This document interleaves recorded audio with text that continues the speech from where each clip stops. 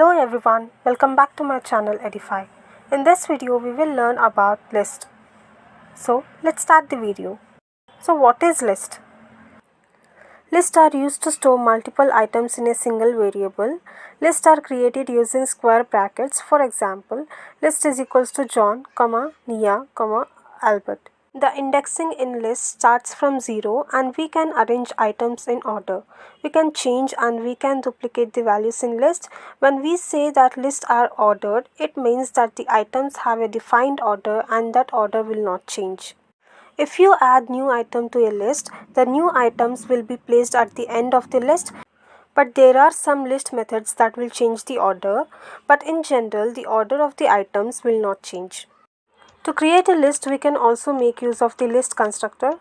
That is, let's consider L1 is equals to list of John, Nia, Albert, then print of L1, and if we compile it, we get the list containing the given items as output.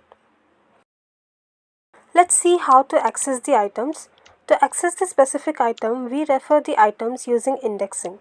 For example, L1 is equals to John, Nia, Albert, print of L1 of 1, and if we compile it, we get the output as Nia.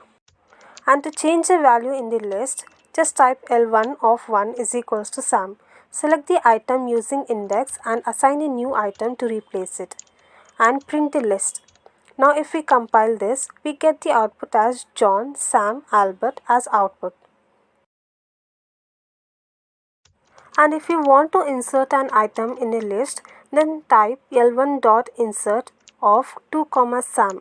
Here 2 represents the index number where the new item will be placed. Then print of L1 and run the compiler. If we do that, we get the output as John, Nia, Sam, Albert. The position of Albert is changed due to new insertion. The same process we make use of append method and extend method. Moving on, let's see how to remove the item from the list. To remove the item from the list, we use remove method.